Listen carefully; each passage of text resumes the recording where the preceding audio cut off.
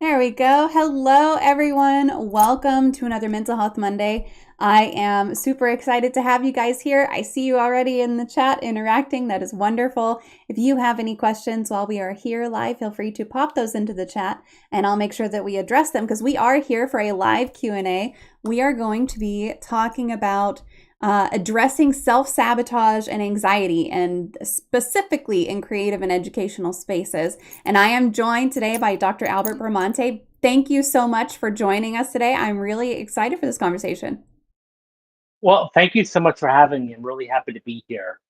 Yeah, I'll tell you guys a little bit about Dr. Bramante. He is a performance psychologist, certified hypnotist, and talent agent who spent more than 20 years helping people in both creative and educational spaces work through mental roadblocks.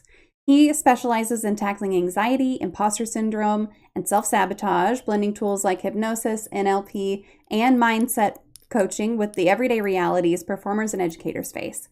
He also teaches creators and teachers how to use AI in ways that reduce burnout and boost productivity. And he's been featured on shows like Books 101 and No Half Cakes. So I'm really excited to dig into his insights today and what really kind of gets in your way and how we can move forward with more confidence and balance. So like I said, if you have any questions, feel free to pop those into the chat. And Quantum, I see you have an exclamation point cue. So if you've got a question, feel free to just drop it in there and we'll get it addressed. But thank you guys again just for being here early, and for being ready to dig into this. So Albert, I would love to know what drew you into working with performers and educators specifically instead of just staying in traditional psychology settings. Well, thank you again for inviting me to be here. I'm happy Yeah. to share the space with you and the audience. So I always was an educator by heart, and I grew up in a family where my mom was a school teacher for 31 years, teaching kindergarten and first grade. My father was a football coach. My older brother was a football coach. So I did a combination of having a teacher and coaches in my family, kind of let it into my blood. So I always felt like teaching is in my blood as an educator. And that's where I really started initially. Now, I started off initially, studying traditional psychology. And that was going to be my goal. I was going to be a clinical psychologist, get a PhD, do this research. And, I really knew this in high school because in high school, I was reading books like How to Win Friends and Influence People by Dale Carnegie. I was reading, which is a great book, by the way. I also was reading Feeling Good by David Burns and Seven Habits of Highly Successful People by Stephen Covey. Not typical things that, 15 or 16-year-old would read. I was a little bit of at the time, it's called the odd kid out, in a sense, because Yeah. I grew up in a family of I'm the youngest of five, a lot of older brothers. They were very much into sports. I could care less about sports. I was more of a reader, a thinker, an intellect. And so the library was like my sanctuary growing up. I love that. I love libraries just in general. Yeah. And so that was definitely one thing that I really, felt part of, in a sense. Books become my sanctuary, reading a lot of books. And because I started reading books about human behavior and human performance, that I was really like, this is something I want to do. Now, I was also in high school and college, I was involved in a lot of organizations and clubs, one of them being the drama club in high school. And then I was also took some acting and theater classes in college. And I really loved hanging out with like the theater kids at the time. It was like these are fun people in a sense.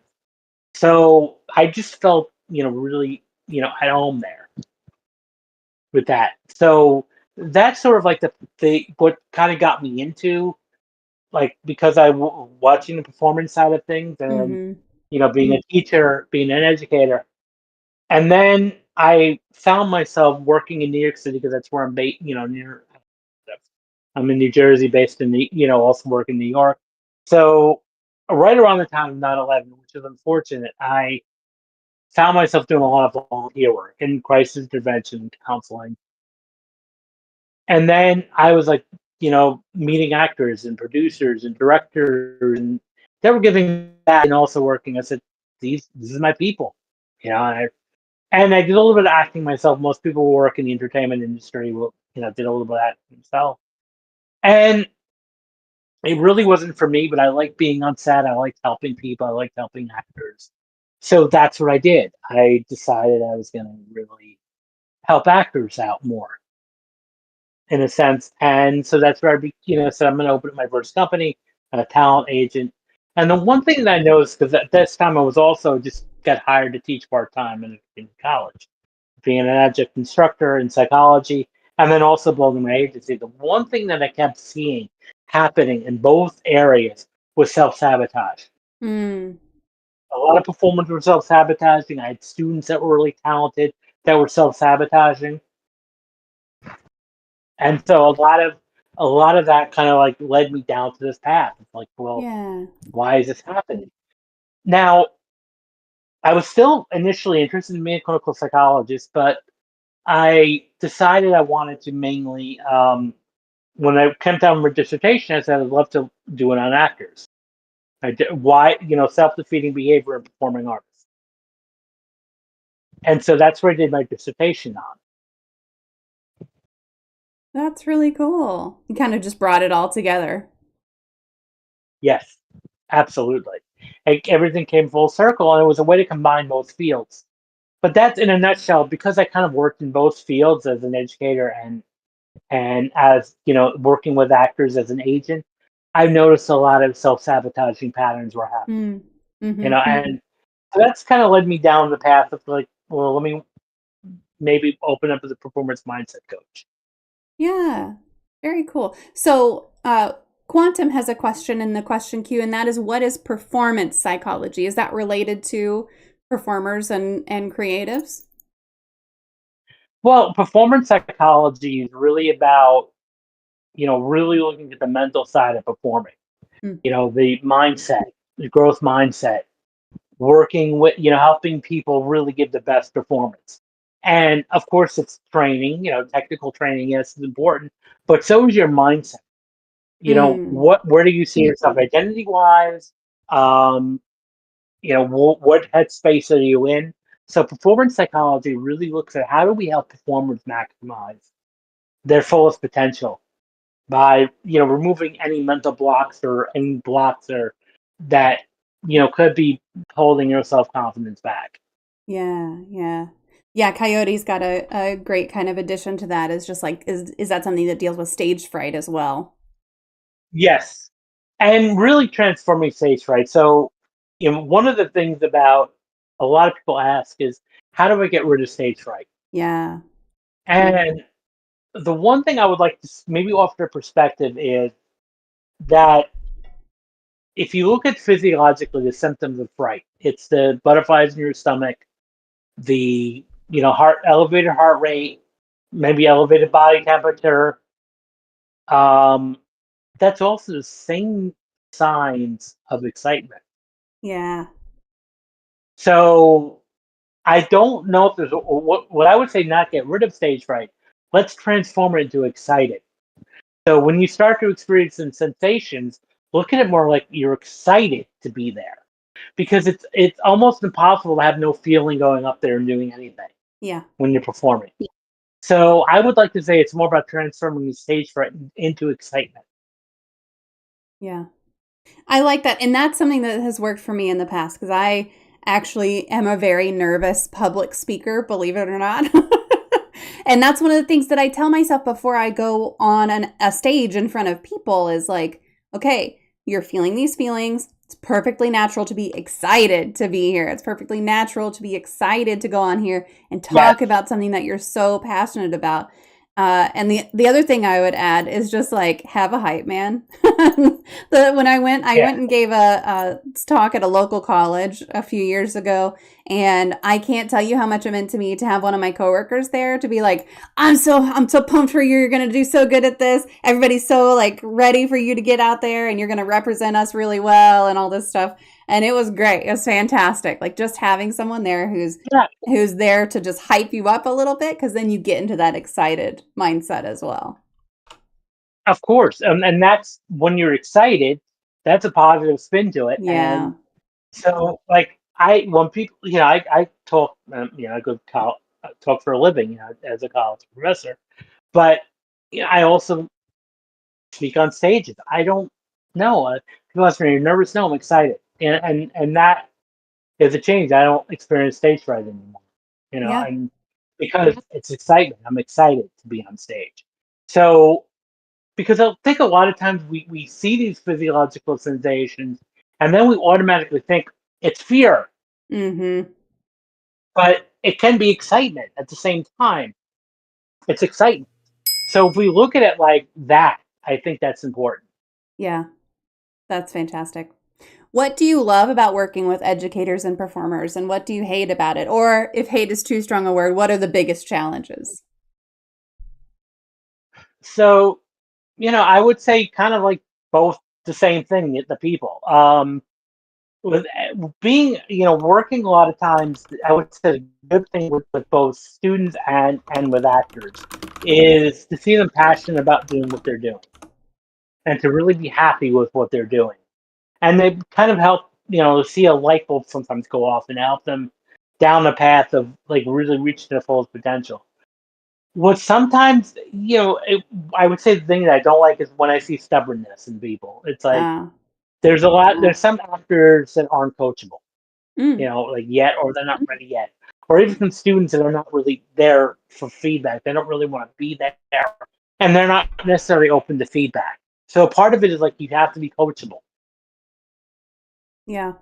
Are there particular traits? Is it just stubbornness that makes someone not coachable? Are there other traits that make someone less than coachable? I would say the main thing is being agreeable, Mm, and being able to at least be open to feedback and willing to try out new things. yeah. Because not, sometimes sometimes we're so bent on in doing the thing we want to do in the way we want to do it, and sometimes there's the art of letting go that maybe that way may not be the best way to do it. Yeah. Yeah, that's fair. Do you have So, this sounds a little bit unrelated, but do you have a true crime story that fascinates you? yeah, I go for the heavy stuff. Um, I just this weekend watched the newest Netflix installment of Monster, the Mm. Ed Gein story. Um, that was amazing, to Mhm. watch. So I would say like stuff like that. I also watched, the Dahmer series that they did a couple of years ago. Yep. So yeah, I mean, I would say that that's kind of what it's based on. Yes, it is a little sensationalized, but because it's TV, it's for episodic TV, but at the same time, it's just interesting to see how disturbed people can be. Yeah. Yeah. And those stories, I mean, they of course they bring in the big views because they're these big sensational things, right? But when they're really fascinating once you get into the details and just the person behind everything that happened and what happened to them also. It's really fascinating. Well, I kind of, of course, what they did was absolutely horrific. Yeah. People that did some gruesome things, but you also kind of see the human side of it. It's like, you know, they were tortured and abused themselves horrifically. Yep. So it kind of brings a human element to it. Again, not condoning at all what they've done. And, what they did was very horrific things. And they should, obviously they got punishments that they, Yes. so called. But you get to see the human side of things and Mhm. how really the limits we have. Yeah. Yep. Well, getting on to our topic tonight, if y'all have any questions, feel free to pop them into the chat and we'll make sure to address them here. But do you see common themes between what artists and teachers struggle with, or are the challenges in those two professions just very unique or different? I mean, there's some things, that are similar. I mean, artists, struggle a lot with forming an identity. You know, the profession of looking for work is so hard. Yeah. Because it's such an awful competitive, highly competitive field. There's at least 400,000 or 500,000 actors in the United States, and only 2 or 3% of them are working at any given moment. So there's a bit of a struggle there. Yeah. And there's not, but I would say, the main thing there is really yourself out. Now, teachers burnout is an issue that often happens because of, there's a lot of things that are outside your control, bureaucracy, administration, and then of course lack of resources, and sometimes you're not able to help everybody, and that can be, a source of burnout there. And then even sometimes, imposter syndrome can come up there too, because it's like, am I really doing what I set out to do? Am I really being an educator? Or am I just, being a pencil pusher, or just filling it and doing paperwork? Yeah. It can be hard, right? Especially if teaching is your passion. My oldest is going to school to be a teacher, and he really wants to teach. And it's like he's so passionate about it. And then once you get into that, it's like, okay, well, I'm passionate about it. Am I qualified for it? Am I doing the right thing? Am I doing these kids justice? And like all these kinds of thoughts and challenges come into your head. And I feel like anyone who's being a teacher is doing way more than I ever would be willing to do. So Of course, absolutely. And it's definitely I would say for both professions, and one thing that is kind of like similar, you don't go into it for the money. yeah, If you're looking to make money, these are two professions not, going to happen. But it's more about doing what you love, and that's the end of the day what's important. yeah, yeah. Now, when you say, artists or creatives, you've mentioned acting. Do you work with folks outside of acting as well? A painter or producers Not as an even, agent, or not as an yeah. agent, not as an agent. I only represent actors, but Mhm. really anybody who needs mindset work. I was a coach, and really anybody who's, in the field of putting themselves out there. So even if that is a painter who may, be struggling with their own identity, because a lot of times, what's especially unique with artists or creatives, a lot of family pressure. Sometimes you could be in a Mm, family that doesn't support your creativity. Why can't you be a doctor, or why can't you do this or that, or or something that makes money? yeah. And so there's a lot of pressure, but at the end of the day, you have to do what you love to do. Mm, yeah. Is there we already kind of talked about this, but I want to dig in a little bit more. What's the difference between healthy nerves and that excitement before performing or teaching versus real anxiety? Healthy nerves are typically like when an event comes up, like you're about to go on stage, or you're an hour beforehand, the nerves come up, Yeah. but you can talk yourself through it. Real anxiety is like almost 24/7. Mm, We're to a point where you can't even focus, and very often there's a doom sense of it, like the fact that everything, you start focusing what can go wrong and what has gone wrong in your life, and you start ruminating. That's definitely unhealthy anxiety. When yeah. it prevents you from, you really, or stopping you from doing what you're supposed to be doing, or doing what you love. Yeah. Simple jitters is okay. Again, and you could transform that into excitement. But if it's something that's crippling, that's when it may be time to get, a coach or a therapist that can kind of help you through that. Yeah. Yeah.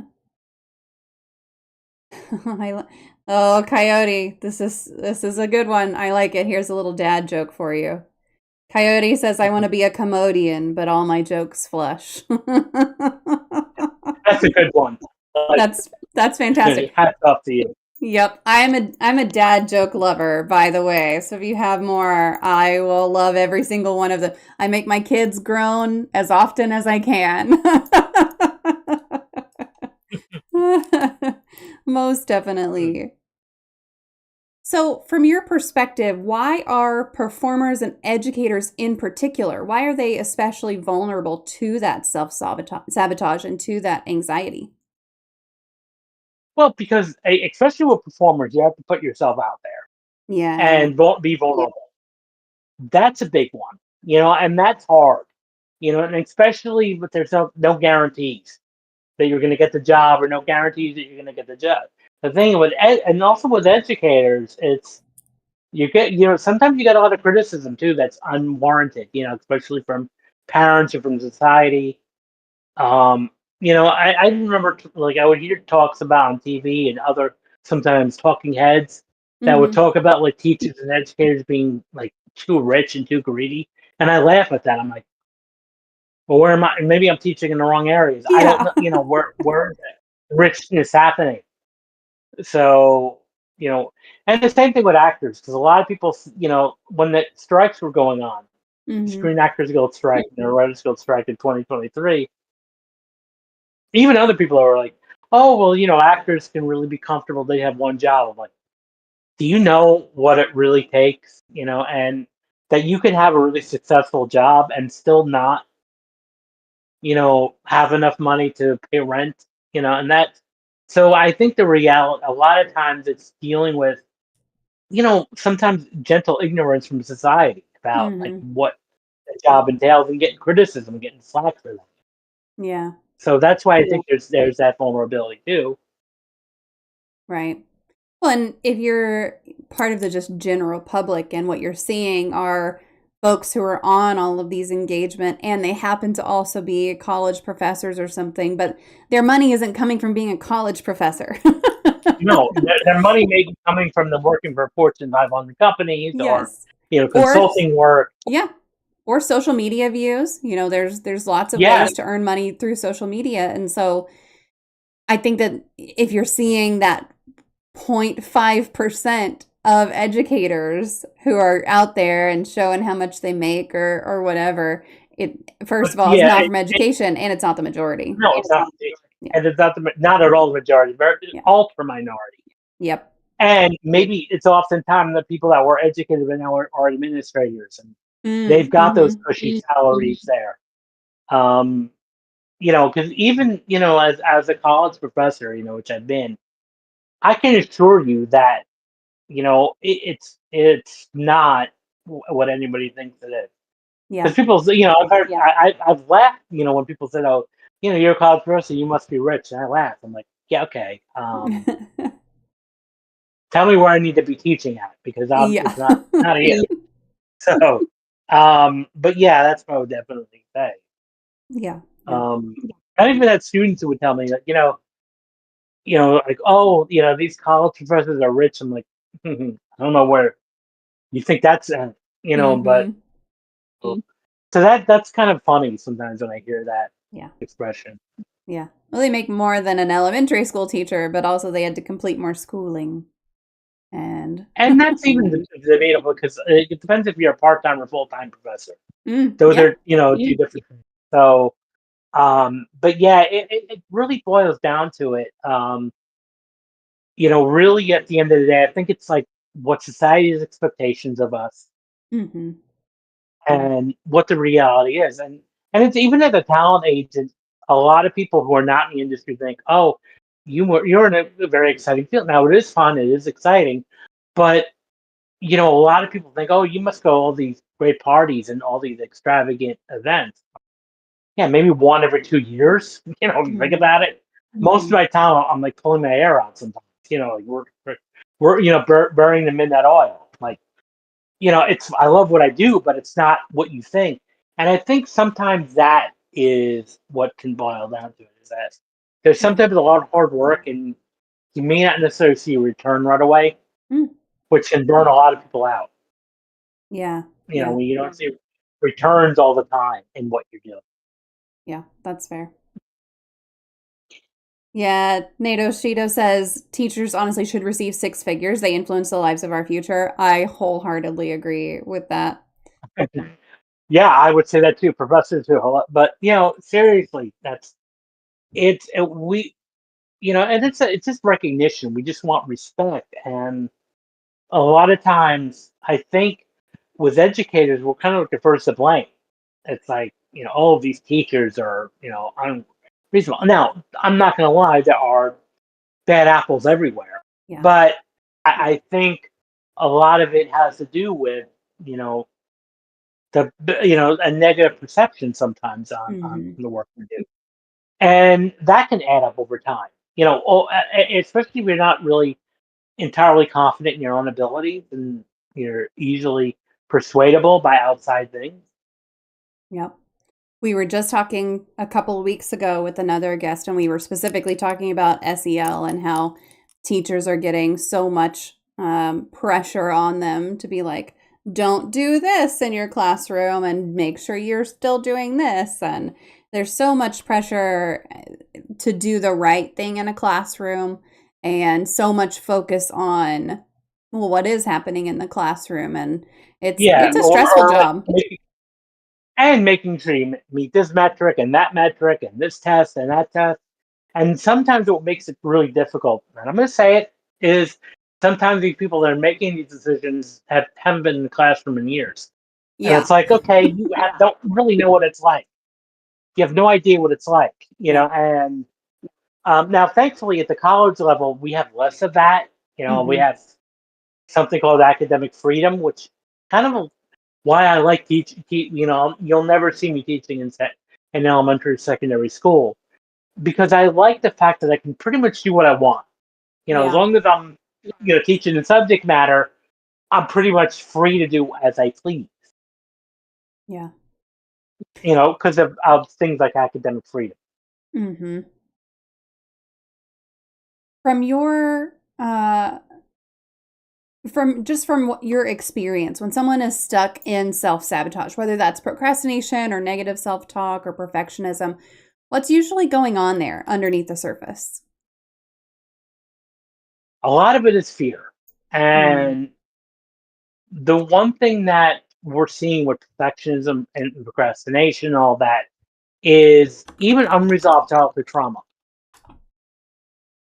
that may need to be dealt with. And that's really procrastination and perfectionism are symptoms of that.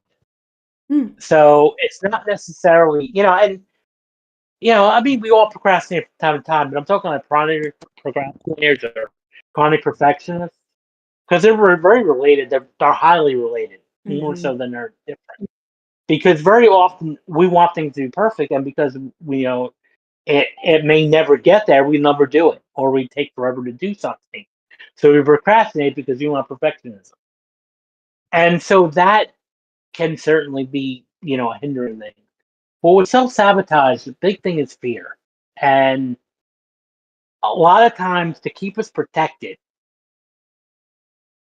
from that fear, what better way to stay stagnant and to stay unproductive or unachieving, a non-achiever, because you're safe at least and you're comfortable at Yeah. least.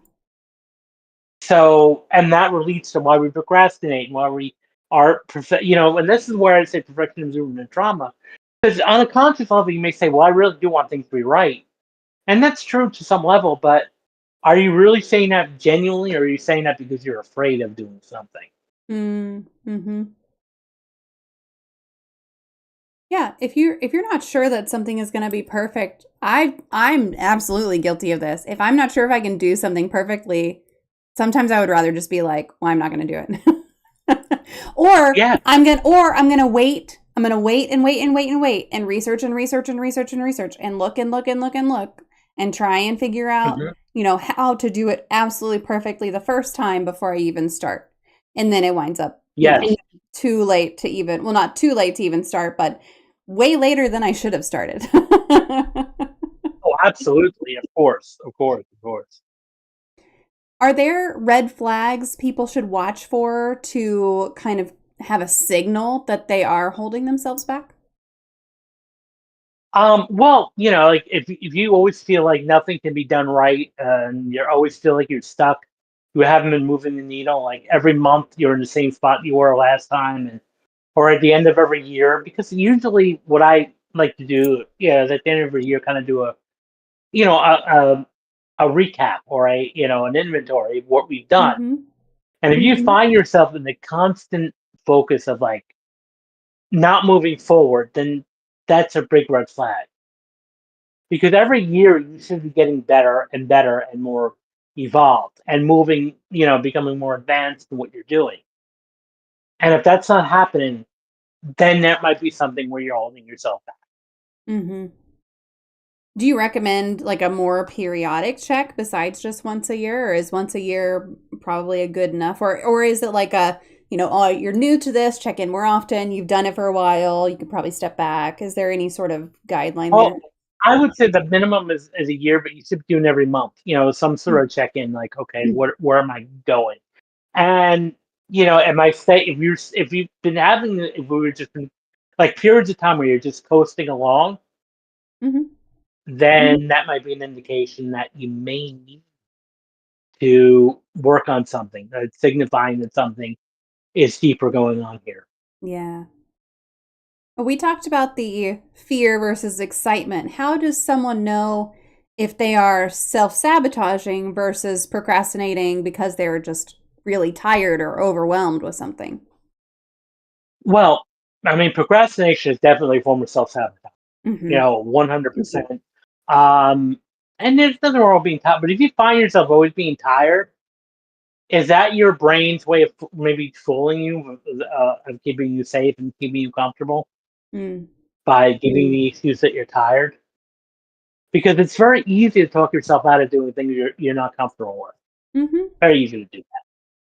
You can easily talk yourself out of doing things. I'm too tired. It's too cold. It's too warm. It's too late. It's too early. Whatever it is, your brain will do a great job in talking you out of doing things that you're scared of. Yeah. And so sometimes it's like better to have the no, like no, I'm doing this regardless of how I feel. Mhm. And that's where if it's a repeated pattern, then that's where it's an insight that you're not tired. It's an illusion. Yeah. One of the comments in the chat, Nato Shido says, sadly, there's the third option as their boss requires minutes per client and job and software may be lacking. Yeah, I mean, you could definitely deal with some roadblocks, right? You could have some things that are in the way of you Hmm. getting better at something or of you completing something. Well, Um, I mean, obviously, day to day job. When you're on the clock, of course, and you're working for a company. Yes, you have to do what your boss tells you to do, and that's mhm, part of like that. So, but the conversation that I would then start to have is: Are you working overtime? Do you find yourself working a lot of overtime? That may be a conversation worth reflecting on. Why are you taking so much overtime work? mhm, Are you doing to escape something, run away from something? Because it's also another defense mechanism for anxiety is I'll bury myself in my job. mm, And I'll bury myself into my work because my work is so important. And I'm not saying it isn't important, but you find yourself sometimes taking on extra projects and extra work, that may be a sign too that yeah, because you're actually going to burn yourself out, believe it or not. Even if you love what you do, too much of anything is not good. yeah, You know, and there needs to be balance and moderation. yeah. Oh, these are great comments too. Spending 30 minutes per task or 15 minutes or 3 minutes with ADHD, it's hard to track that in such increments. Jumping between clients is super difficult. Yeah, you have to know the tools that are going to work for you. You have to know the Of course. systems that are going to work for you. You've got to figure all of that out for yourself because what works for one person might not work for another Yeah, person.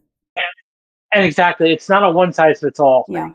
And that's a mistake I think a lot of people have is like, well, this technique worked for this person. And that's why, like, now, I'm an author and I love books, but I'm going to tell you one thing that, not every system is going to work for everybody. Not every approach is going to work for everybody. So, at the end of the day, you have to do what works for you. And you may have to do other trial and error. Say, okay, you know what? If I have all this stuff happening, how can I, maintain the system where like maybe I'm working 3 minutes on this task and then, working on this task, because it's one thing about another myth about human performance is there's no such thing as multitasking. So if you're working on two things at one time, that's not going to happen. It's not going to work. It's best to do 5 minutes here if you have to take a break, then 5 minutes on this project, because therefore you're 100% focused on that specific task. Mm-hmm. So it's more about task switching than multitasking. Like, okay, 5-10 minutes to work on this, I'm gonna work on this, and then I'm gonna take a break, and then Yeah. even if it's 5 minute break to reset, recharge, and then I'm gonna come back and I'll work, on this amount of time on this project, but whatever you're working on, make that your sole focus at that moment. Yeah. Because if you notice, one of the things, and I, kind of, been working on this on myself too, is when you have so many things open, that's another thing you'll never get anything done. I won't tell you how many Because tabs I if have you, open right now. oh no, I was about to say that I probably have everybody on this in this audience beat on the amount of tabs. I've had to really start cutting it down because I was noticing I wasn't getting anything done. Yeah. And the rule of thumb I heard from productivity experts, and again, or changes to a grain of salt, but 3 to 5 tabs maximum at a time.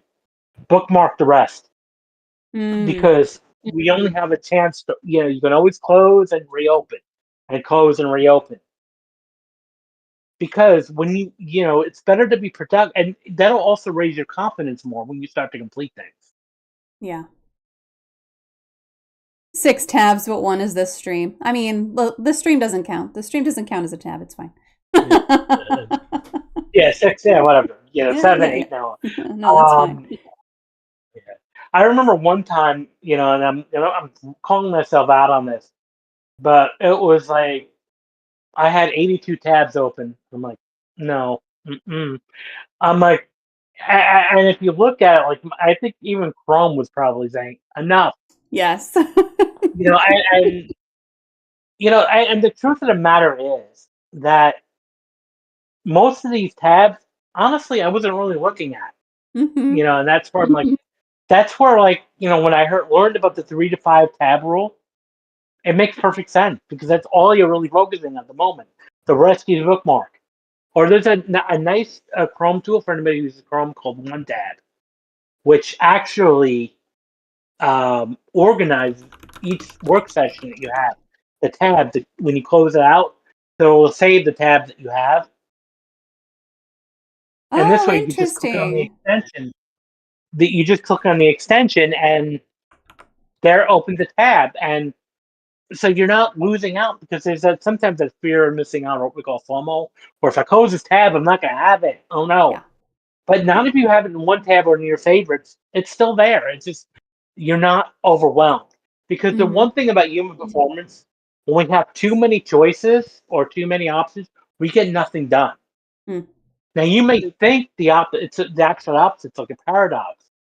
When you have too many choices, because if you have for example, I have a lot of books on my bookshelf that are not open yet. I have to make a commitment to read a certain book at a certain time. Because if I stare at this and say, what am I going to read next? I'll be going through for an hour or two later and I have nothing read. Yeah. So I think the whole idea here is to be intentional. Do one thing at a time. Mm-hmm. And even 2 things at a time, but make sure you do them separately, not together. Don't be, writing a report and checking your email at the same time. Yeah. Yeah.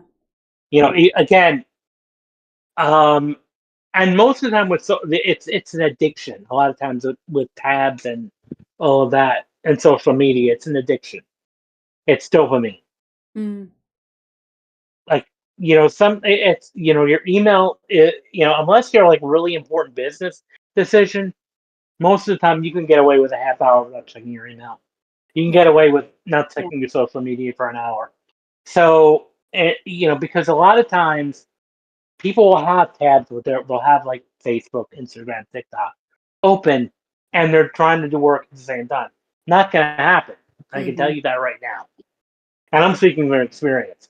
We have to close it out. Yeah. And then on your break, open up the apps and look, and then close the apps and go back to doing what you're doing.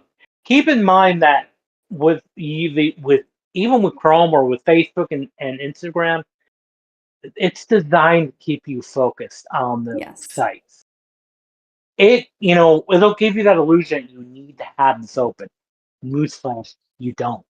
Yeah. You need to have those open, and that all the time, and that's gonna be a thing because and how many times I've been guilty of this too, doom scrolling, where you just sit and scroll on your phone, and I'd be sometimes laying in bed like in the morning. Sometimes I'm like, wait, a half hour just went by and I got nothing done because I'm scrolling. And so that's when I realized, okay, this is my dopamine, being hijacked.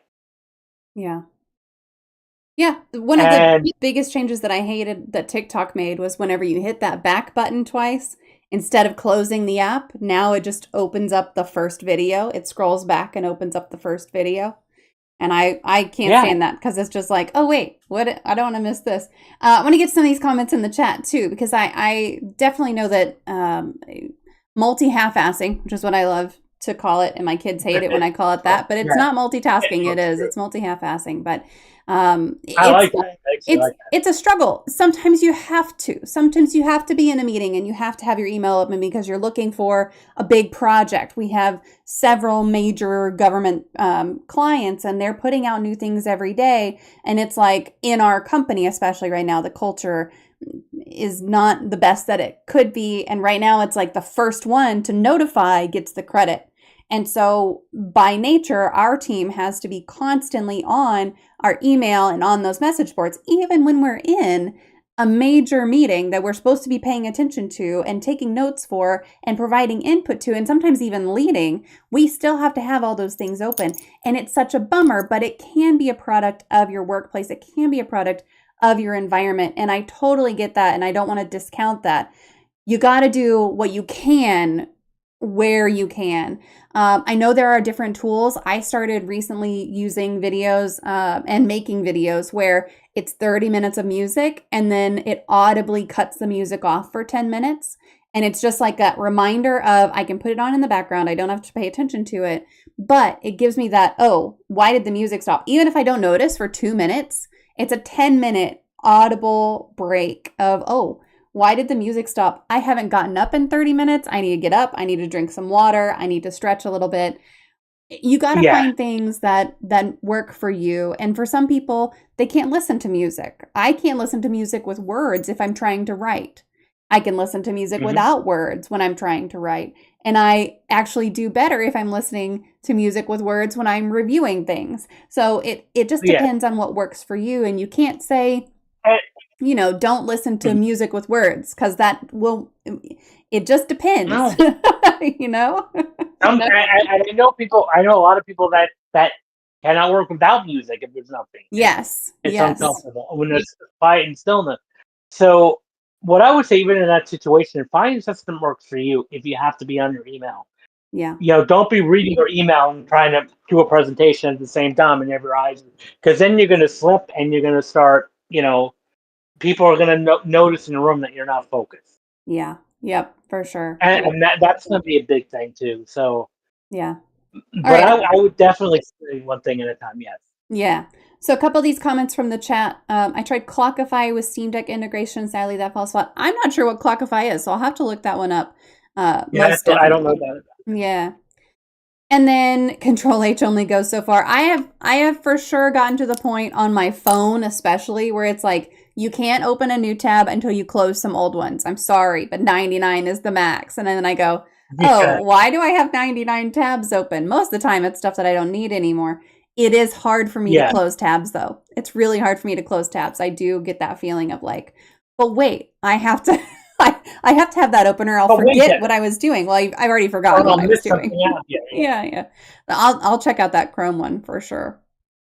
Oh, choice paralysis. Yeah, going back to like the book picks. Dopamine is the first world's favorite drug. Yes, most definitely. Sadly, not always that simple based upon exceptions of the employer or expectations of the employer. Totally get it. And that's what I was saying. It's just like Yeah. sometimes you have to do what you have to do, and it can be really, really difficult. Most of the time, it's really difficult. My Safari tabs are maxed out because I basically treat them as bookmarks. Yeah, yeah. I mean, Yeah. clearly, it's not just Albert. It's not just me that struggle with this. This is clearly a very No, we common all do. thing that people struggle with. I think everybody deals with this because it's just that fear of missing out, a FOMO, a Yeah. fear of missing out. And I need to have everything there. And you don't. But the thing is that unfortunately can hold you back from being productive, Mm-hmm. Yeah. when you, yeah. Even mentally too. I mean, you could also be like just tabbed out mentally where it's like, Hmm. whoa, I have way too many tabs on, and therefore that paralysis means that we're not going to do anything now. Yeah. Yeah. And I won't expect when I'm on the game tomorrow during work hours that Blue Bedlam's going to call me out and say, "Are you multitasking?" Because yeah, I am. Yeah. Most definitely. NATO Shido, absolutely. If you want to give some subs, those are absolutely welcome, and I would be honored. But you do not feel like you need to spend your money here. If you have something better, you could spend it on. That is also okay. But of course, of course. I can't call you out if I'm also multitasking. Well, you could. Yeah. I'll just call you out. I'll just call you out back the other way. That's all. Thank you so much Yeah. for your support. I really appreciate it. My plate is full or I'm all out of spoons. Yes. Yeah. Sometimes you can be out of spoons. And sometimes you can be too full of forks. I don't know if y'all have heard that term as well, but the spoons one is something that I think a lot of people are familiar with. But the forks, it's like if you've had too many things piled onto you in a day, that can also really contribute. So it's not that you're out of Oh yeah. things to give, it's that you've taken too many things in, which is a whole other thing. Mhm. So getting back to the that's not a word, self-sabotage piece of this, what are some small practical steps folks could try today if they notice themselves spiraling into that self-sabotage? I think well the important thing is to have insight because that's a very important thing. Because most people when they're spiraling and self sabotage have no knowledge of that. They it's not a conscious thing. It's only go, hey, I'm self sabotaging today. We don't realize you're doing that. So I think if I would say great, bravo, first step to acknowledge that you're doing that. The next thing is to kind of start to figure out what are you afraid of, or what are you hiding from, or what do you think is preventing you from moving forward? Mm. Is it the fear of change? Is it stepping outside your comfort zone? Is it maybe fear of success? Are you afraid of necessarily the change of identity? I talk a lot of this in my book too. What's your relationship with money? Are how do you view money? Do you feel you're worthy of money? Do you feel you're worthy of being successful in a sense? So that's a big thing too. Like where's your worth coming in? Where do you see yourself, and how do you see yourself? So all of those factors too require self reflection. Maybe require a good coach even sometimes Mm. that can help you through this and talk you through this. Yeah. I think asking for help and seeking out that help is such a big thing that, sometimes people wait until it feels really just end of the world for them to reach out and get that help. But even if you feel Hmm. like, oh, I'm procrastinating a lot, I don't know what to do, reaching out for some help, that's a huge thing Hmm. that you can do. It's so big and it gets discounted a lot because it's like, oh, I'm not to the point where I need help yet. And it's like, Hmm. what? You could get help though. Yeah, and that's the whole thing too. It's about learning to ask for help and knowing that seeking help is not a sign of weakness. It Yeah. actually is a sign of strength. It's a sign of strength and courage to be able to sometimes say, "Hey, I need help here." All right, and we're a collective cult. As society, we're social animals. We're meant to be in communication with each other. We're meant to be collaborating with each other. So I think it's great, if you can ask for help, be comfortable with asking for help. Yeah. Yeah. Nato Sheeta says, I've honestly felt broken for several years due to my marriage falling apart. I've started therapy recently, but it's hard, honestly. I have been there. The name of my podcast is Even Tacos Fall Apart for a reason, because even though things can feel like they're falling apart around you, you've got a whole community that we've built up that is there to support you. Hmm. And also, you're still absolutely lovable and still worthy of love. And I have had marriage fall apart, and looking back now on the other side of it, I'm so glad. But it's hard to Excellent. say that when you're in that right there. I'm on my third therapist, and the first two mocked me as being weak. You know what? If you don't like your therapist, you absolutely need to fire them and find a new one. And it sounds like you've Yeah, done just that. and therapists are not are human. So, and I would have to say, if anybody who says that calls you weak is projection, maybe Mm-hmm. where maybe they're have do their own work, because therapists are human beings too. So Yeah.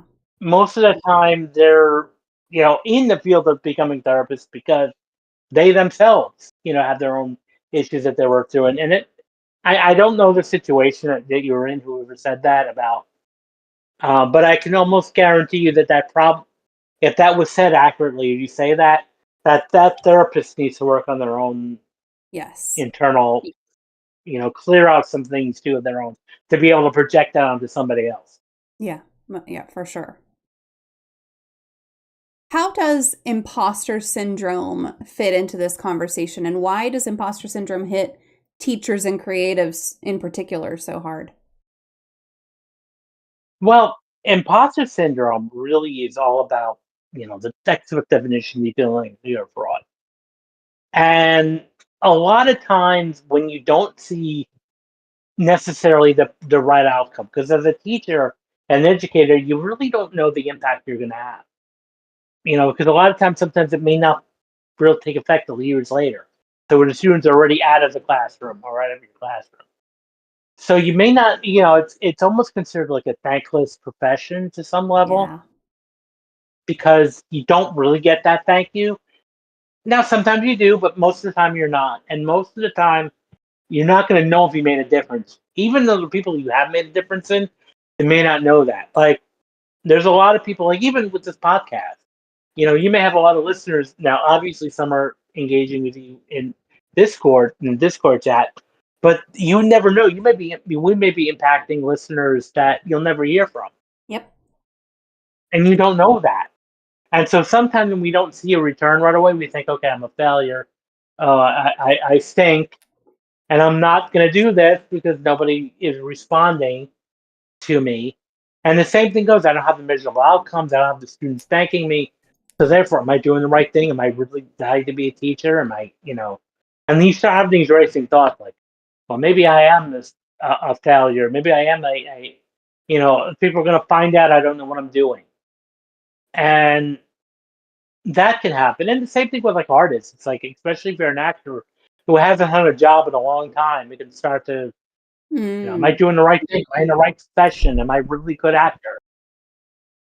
yeah. And am I an actor if I haven't acted in so long? Yes. I Hmm. know, especially for teachers and content creators as well, and musicians and everything. I know that the smallest message, and I know this from my own personal experience, and also now the experience of my oldest, who just had something happen to him over the weekend, where someone reached out to him and was like, "Hey, I miss having you in the classroom," uh, and it's just the smallest message can make the biggest difference. So, on the heels of what Albert was just talking about, if you have someone who has impacted you, just send them a quick note and say, "Hey, I love what you're doing."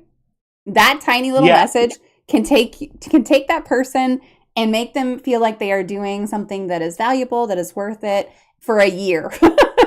It's crazy. Yeah. And you never know, even the a good job or telling somebody that, their message Hmm. was important to resonate, it may be the biggest confidence boost you'll ever, give to somebody Yeah. who maybe, because you never know, some people are very close to giving up. Because again, and I'll use even the example of content creation. There's a lot of times, I've done this too, where I'll make a post and I don't get a response, and I'm Yeah. thinking, okay, did this stink? Did this not land? And then maybe a month later, somebody said, "Oh, I love this post you made," and I'm like, "But you never, I never heard from you or didn't get any of that, Yeah. likes or comments." But yet now I know, so you never know, and that's why like we have to just keep going Yeah. and keep, no matter what metrics we are experiencing short term, is to just keep going and be consistent. Mm-hmm. Because even if you reach one or two people and change their lives, that's worth it. Yes. Yeah. Absolutely.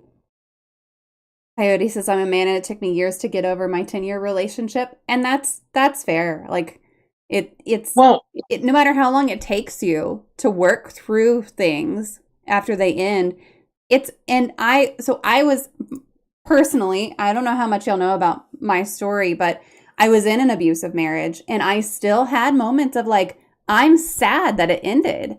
I had to go through that mhm, grieving process because it's something that you're in for yes, so long, even if it's an unhealthy situation. So even if you were in something that was a healthy situation, you're going to grieve when it ends. And it's okay to grieve when it ends. It's okay to have to work through some shit whenever something that long ends, or even if it was a shorter relationship, even if it was just a year, even if it was only six yeah, months, there's still things that you're going to have to work on, and that's okay. It's okay to need to work on yourself, and it's okay to need to heal, and it's okay to need some time to do that. You're not going to be mhm, in a situation where you're better, quote unquote, overnight. That's not how life goes. yeah, and there's no set rule. Everybody grieves Hmm. and mourns in a different way, and yes, when anything, we don't just grieve when somebody dies. We grieve when things end. It's Yeah. all about how we deal with that. And a 10-year relationship is a long time. Yep. Because I know the person said, there's a lot of your identity is gone, your Yep.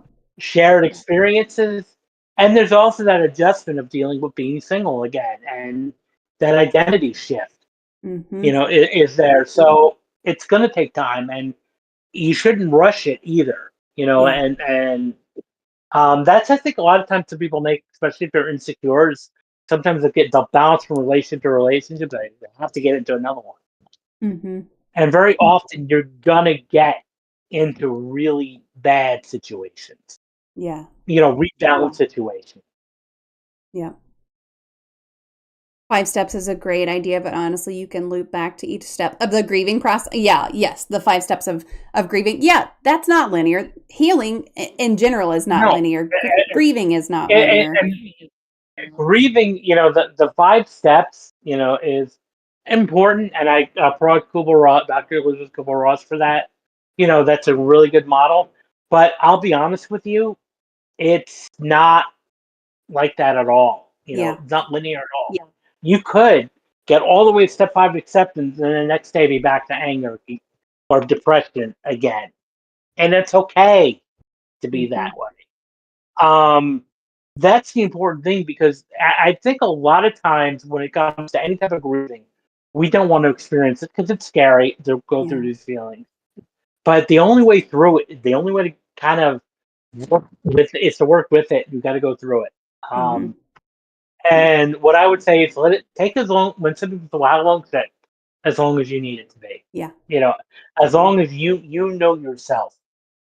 And now if you meet somebody and they make you happy, then go for it. But don't rush it. Yeah. If you're not ready, don't rush it. And that's what I would tell someone who says that. You know, take your time. Yep. And I'll tell you from my experience, I filed for divorce in 2019.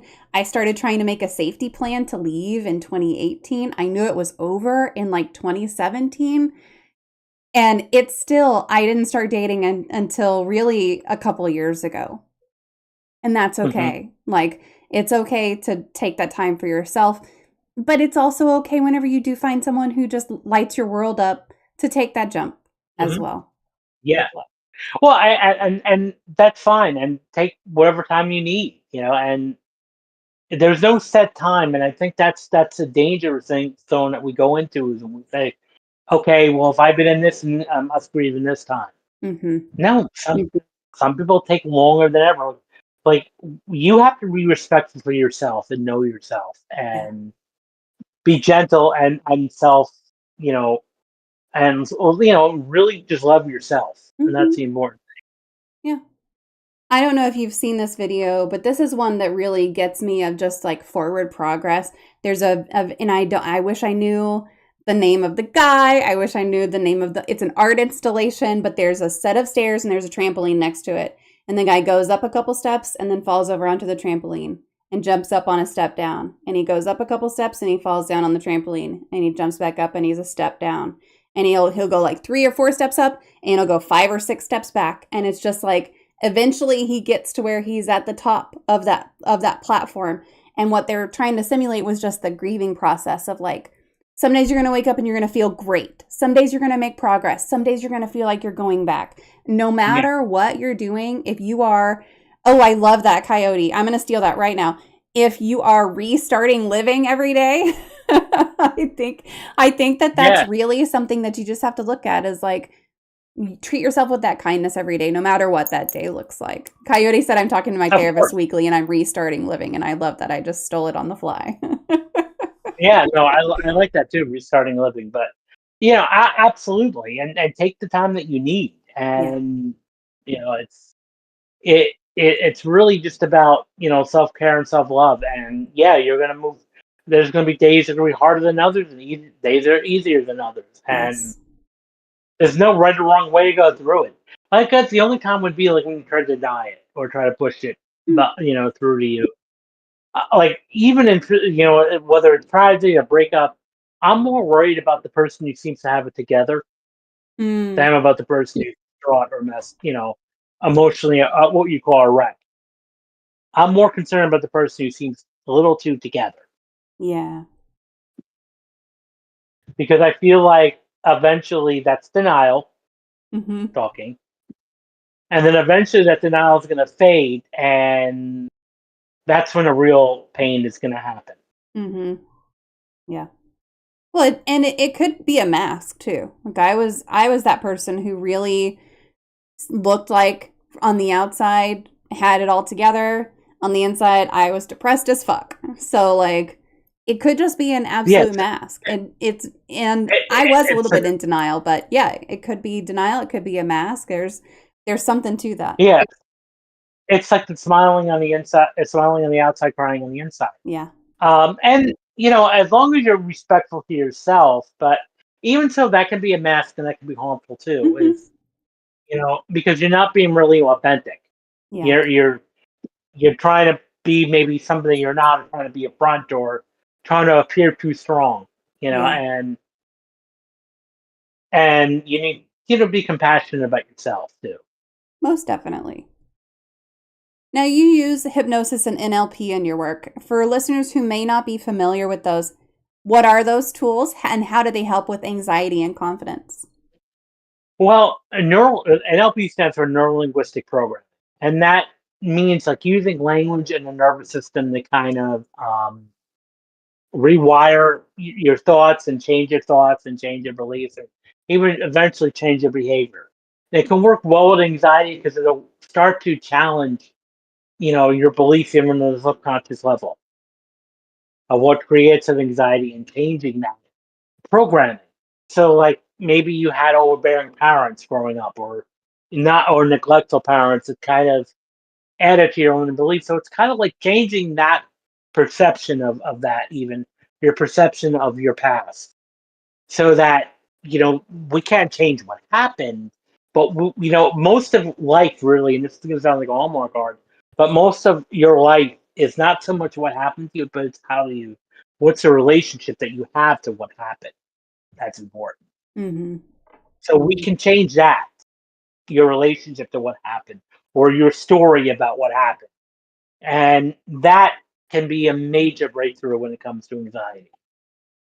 Yeah. Working with anxiety, working through trauma is, making it neutral, not, making it less emotionally charged. Yeah. Do you recommend hypnosis and NLP is that just like a blanket recommendation? Are there some cases where it wouldn't be appropriate or wouldn't be helpful? Well, I would definitely say if it's like a deep-seated addiction, like to drugs, alcohol, or some type of really deep-seated mental or personality disorder, then I would say definitely a therapist first. Yeah. Um, or at least in conjunction with the therapist, that you can go to a hypnotist or an NLP practitioner. But it's good for everybody. But I would definitely say there are, again, if there's deep-seated issues, and you probably might need a psychologist first. Mm-hmm. That can, or trauma therapist, or at least somebody who's trained in trauma, because there are a lot of hypnotherapists who are trained in trauma. If you have issues with trauma, I wouldn't go to just the ordinary hypnotist. I Yeah. would find somebody who specializes in trauma. Yeah. That's a fair recommendation. Yes, absolutely. And also, even though hypnosis is good for pain control, if you're wanting to go to hypnotist for pain, the first thing I would want you to do is to make sure that there's no medical reason for the pain. Mm-hmm. Yeah. Yeah. Because the root reason for pain really is to warn us that something is wrong Mm-hmm. or something needs attention to. So usually when somebody comes with chronic or pain, most hypnotists are going to ask for a doctor's note, Mm. because we want to make sure that you're under the care of a doctor. Because even though, let's say you come for migraines, there's headaches. If you don't get that checked, that could be something that can be building up, that can be catastrophic, that you ignored. Mm-hmm. And that really the pain in your head was a warning sign to get it checked out. So we want to make sure that's clear. Yeah. Yeah. And it's good to always know what's going on with your body anyway, right? Like it's good to get those regular checkups and just make sure that you're paying attention to every part of yourself, mental health, physical health, emotional well-being, all of it. Absolutely. If someone listening today is caught in that cycle of anxiety or self-sabotage, what's one thing you'd want them to remember after this conversation? Well, I would say that you are enough, that you're in this, and that there's a way to do better, and to really just know that you are worthy and that you are deserving of all of that. So that's the biggest thing. A lot of people are walking around thinking they're not worthy, or that they don't deserve to be, Yeah. or they deserve success. So, that's really what it would come down to. You're worthy of that. Yep. I like that because I think everyone needs that reminder too. And we have all the answers we need. And a lot of times we're equipped as human beings to really have all the wisdom we need. A lot of times we just get a little bit astray, or like led elsewhere. Mm-hmm. Coyote has a question in the chat. It says, where is the break between I should get treated for trauma or I just have to live with it? Where's that distinction? If it's bothering you, are you having nightmares? Are you having trouble concentrating? Are you, experiencing bouts of depression? Are you experiencing flashback? And that's where, like, can you talk about the traumatic event as being in a very neutral way, as if what you just ate for breakfast last week? And if the answer to that, any of that, is no, then I would definitely go talk to somebody. Yeah. And I agree with that, and I'll tell you why. Because it took me years to be able to talk about my trauma the way that I do. And there's only one or two aspects of my trauma that I still am like, when I start talking about it, I am not okay. And those are just very deep-seated traumatic things. And it's like, yeah, it's still shit that I'm having to work through.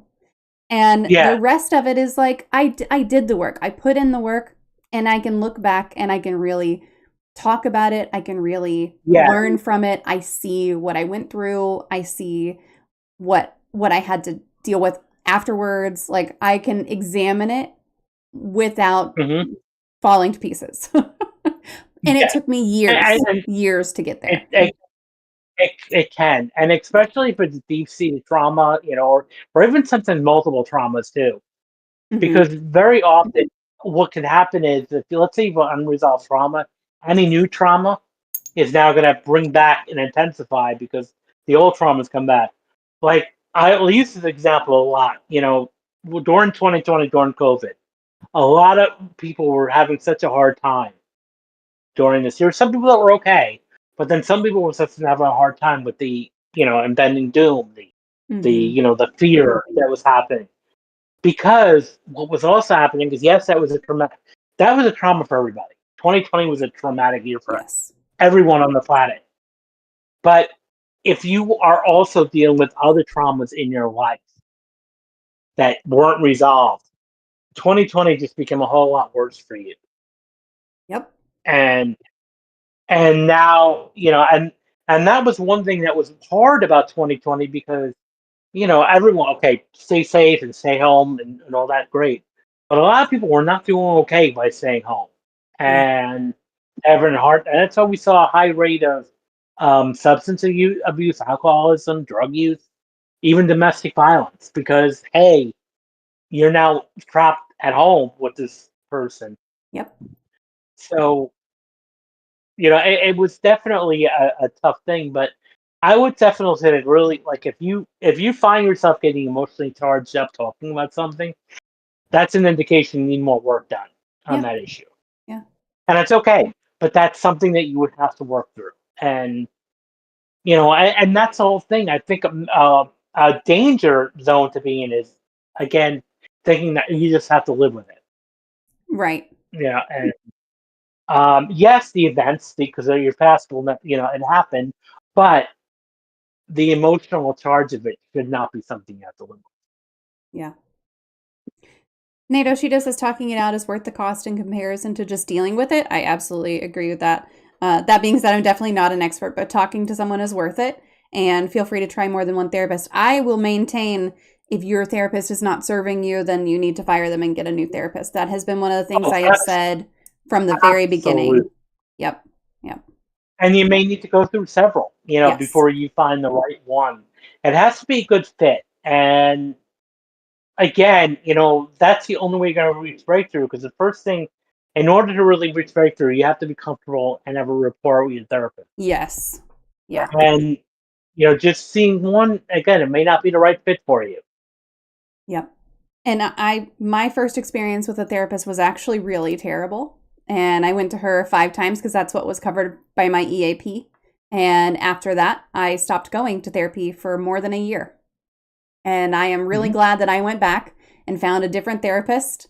And because she and I, like you said, we had that trust, we built that rapport, and we really were able to make some breakthroughs. And whenever I was able to, with her, identify that I was in an abusive relationship, she literally got Mhm. out of her chair and cheered me on. Whenever I Yeah. finally named that for myself, and it was because we had done the work together and had really just kind of gotten to the point where she knew me well enough and I didn't know her. Like you don't really get to know your therapist very well, but I knew that she was in my corner. I knew her well enough to know she was in my corner. And the first therapist that I And went to, I don't think was in my corner at all. no, and that's, hey, I mean, that's sometimes happens, but Yeah. really the idea for therapy is it's not meant to be long, like forever. Yeah. It's not meant to be forever. And ultimately, we want people to, speaking as a therapist and coach myself, we want people to move on. Yeah. Like I'd be in a great spot if somebody says, "Look, I don't need you anymore." Mhm. You know, great, Yeah. perfect. You can now be your own therapist. Yeah. So you don't need me anymore, and that's great because you don't want to have that dependence, Yeah. permanently. Yeah. That's the goal. I will say with therapy though, I do kind of think it's great to treat it as like a dentist.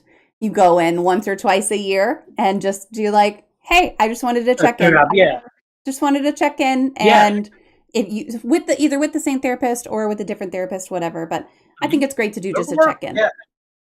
Well, and the important thing is we're human beings. Even therapists have their own therapists. And that's Hmm. we need that accountability sometimes. Or even coaches, even some of the high achieving coaches have their own coaches that they kind of can be vulnerable with, and because that's human being. It's part about being a human being. Yeah. We're not perfect. Yeah. Offending dentists. Okay, did I say once or twice a year? Because I think you're supposed to go every like 6 months to the dentist or something like that. I don't. Well, twice a year, at least, yeah. I go like every 5 years. I hate the dentist with a passion of 1,000 suns. But that is my own personal. That is my own personal thing, and I make my kids go to the dentist. So there's that. Yeah. I just don't go. Just don't Hopefully go they don't myself. get on yet. Yeah, yeah. Yeah. Do as I say, not as I do. Blue You're Bedlam right. says, I Okay. have some really old traumas that are pretty settled, but sometimes I can still feel them echoing through newer ones. And I agree with that because I've had some stuff that has happened in my life where something else will happen and I'll be like, ooh, this feels like that. And I hate that so much. So Yeah. it can catch you really off guard too. And sometimes I have to step back and go, whoa, why am I feeling this way right now? And I have to really think about, oh, because it reminds me of this. That's why I've got this Yeah. feeling in my body, that's why I've got these thoughts in my head because it reminds me of this and I hadn't connected that. Once you make that connection, though, I've found for myself, if I'm able to make that connection, I can look at it a lot more Yeah. clear-headedly. I'm sure there's a better word for Yeah. that. Well, I not only that, just clear-headed, but that now it doesn't affect you as Yeah, much. yeah. Because now and what really is all about it is that they're just thoughts. Mm-hmm. That's all. Yeah. They're not. That's all they are. And eventually, when you start to see it like that, doesn't mean you have to hold on to it. It's just a thought. You Yep. can let it go. Yeah. 99 out of 10 dentists recommend MommaFoxFire. Yes. All right. That's right. So Bite Mark sent this question in ahead of time. She could not be here tonight, but she would love to know, what is your favorite poem? Interesting. And I'll be fully transparent. I'm not really a poetry person. Um, but I would have to say, there's a poem online called "Roses for Rose." Look that up when read that. But that would be my favorite. It's a little heavy, Mm-hmm. but And what's it I called? was always "Roses for Rose." Roses for Roads? For Rose. Okay. For Rose, like Rose is the name. Oh, okay. So it's like an Oh, yeah. oxymoron, Okay, Rose for yes. Rose.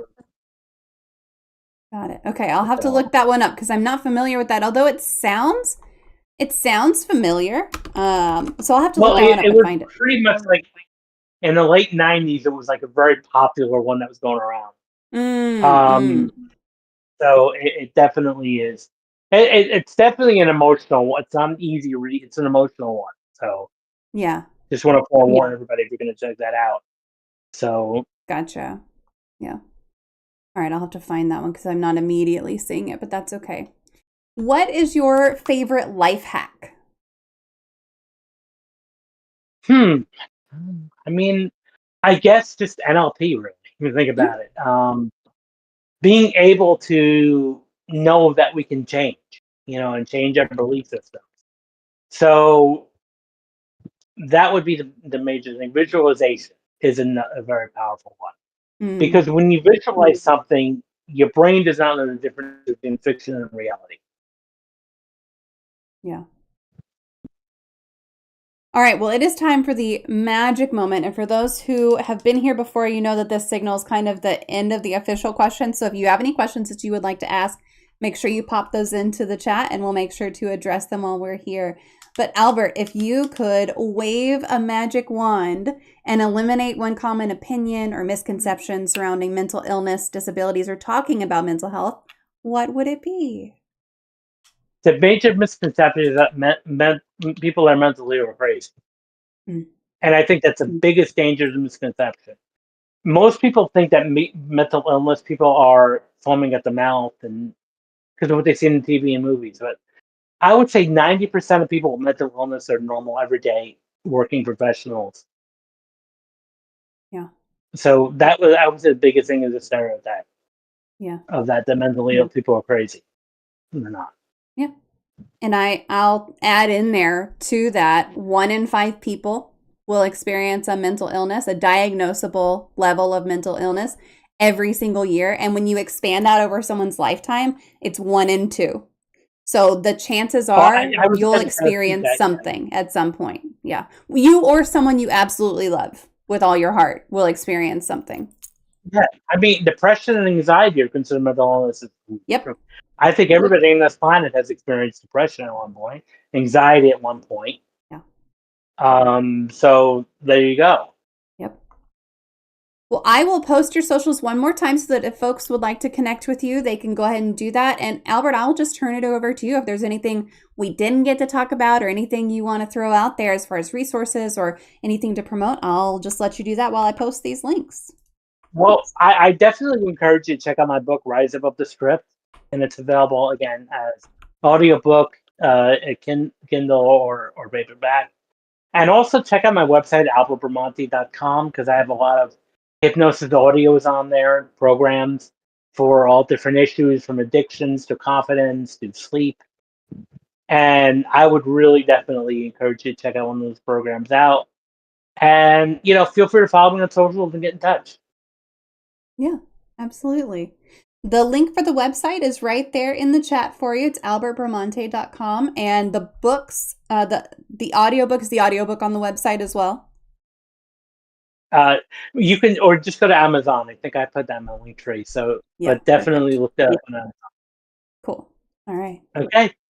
Well, thank you so very much, Albert. This was Thank a you. true pleasure to have you on here. I am really grateful that you were able to take the time and join us, and everybody who is here in chat and asking questions and engaging. Thank you so much for being here and for being a part of this community. I really appreciate you guys. But yeah, thanks. Well, thank you. Thank you so much for having me. Absolutely. Okay, chat, give me just a minute. I will be right back. Stick around.